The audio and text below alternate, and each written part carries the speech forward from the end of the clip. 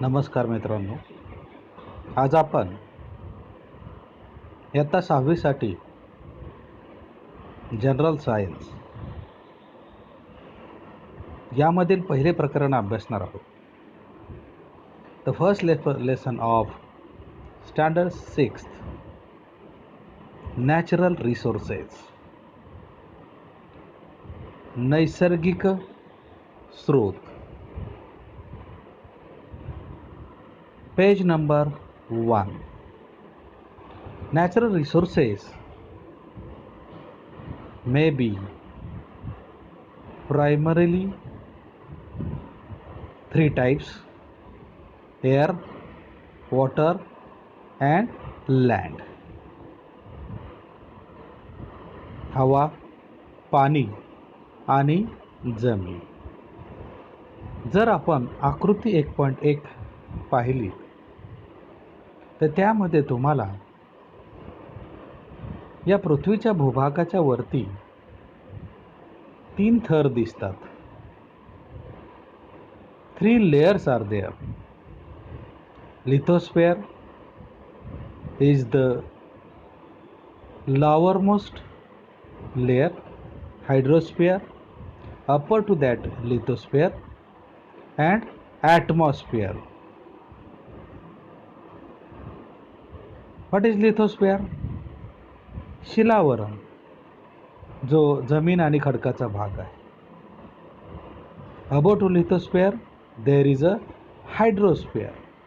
त्या ठिकाणी पाण्याचा भाग म्हणजे जलावरण. आणि मग सर्वात शेवटी आहे ते वातावरण, ॲटमॉस्फिअर, एअर इनसाइड दॅट. त्या ठिकाणी तुम्हाला हवेचा भाग दिसेल. तर हवा, जमीन आणि पाणी, खडक हे सर्व मिळून तयार झालेले जे काही लेयर्स आहेत त्याला आपण स्फेअर्स ऑफ अर्थ असं म्हणूया. They may be divided into again lithosphere, hydrosphere and atmosphere. You can see the picture. Natural resources, एक डेफिनेशन फार महत्त्वाची आहे. नैसर्गिक स्रोत म्हणजे काय? It is there only. आता ॲरोने आपण जर पाहायचं म्हटलं तर त्या ठिकाणी तुम्हाला ही डेफिनेशन दिसेल. तर बघा ही definition, air, water and land.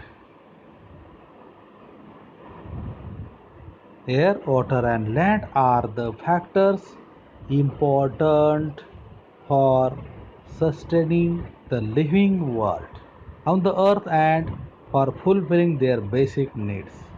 They are called natural resources. They are called natural resources. अशा प्रकारे आपल्याला नॅचरल रिसोर्सेस म्हणजे काय हेही समजतं. आणि मग नॅचरल रिसोर्सेसमध्ये काय आहे, air, water and land, he definition आपण पाठच करून ठेवायची आहे. तर ही डेफिनेशन आपल्याला या ठिकाणी दिलेलं आहे. Air, water and land. बघा, एअर मीन्स हवा, पाणी आणि जमीन. The factors important for sustaining living world. हे जे महत्त्वाचे घटक आहेत, अजैविक घटक आहेत, these are the abiotic factors. हा सजीवांशी निगडीत असतात हे घटक, आणि हे पृथ्वीशी पण निगडीत असतात. And fulfilling their basic needs, महत्त्वाच्या ज्या काही बेसिक म्हणतो आपण प्राथमिक गरजा आहेत त्या भागवण्यासाठी. आणि अशा प्रकारे याला they are called natural resources. आता आपण उकी वळूयात की हा जो भाग आहे की पृथ्वीवरती असणार आहे, सी धिस. तर बघा की नॅचरल रिसोर्सेस थोडासा भाग, you can see that some things in the picture.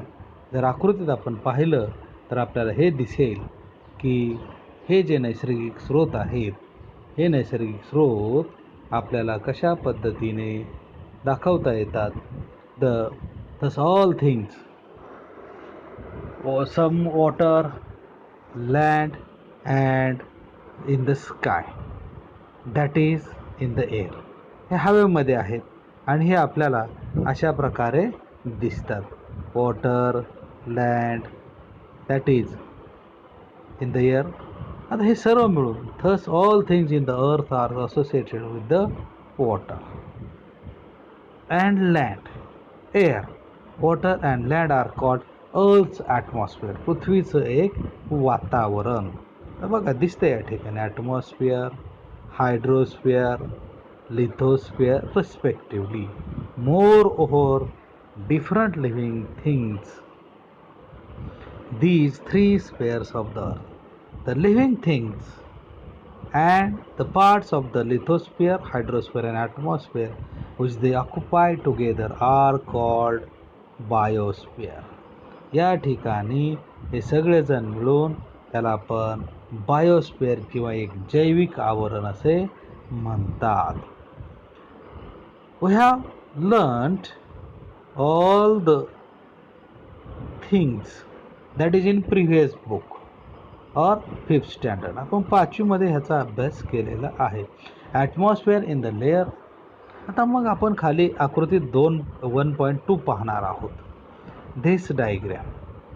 या ठिकाणी असणारी जी आकृती आहे या आकृतीमध्ये आपल्याला दिसेल की जो काही जमिनीचा भाग आणि पाण्याचा भाग आहे, पृथ्वीचा भूभाग, the surface of earth occupies 29% of land and 71% of water. 29% जमीन आणि 71% पाण्याने तो भूभाग व्यापलेला आहे. The surface of earth comprises water and land, that is hydrosphere and lithosphere of these. Hydrosphere occupies much larger part. पाण्याचा भाग हा जास्त व्यापलेला आहे. And water on the earth's surface. We also look upon these natural components, solid, liquid and gases. आपण स्थायू, द्रव आणि वायू यांचाही या ठिकाणी समावेश किंवा अशा हेही आहे त्याच्यामध्ये. In other words we use them fulfil our requirements. Let us now study these components in details. Today, आज आपण आकृती 1.1, 1.2 spheres of earth, proportion of land and water, page number 1 वरती दिलेली आहे. Natural resources, air, water and land, हाही भाग आपण पाहिलेला आहे.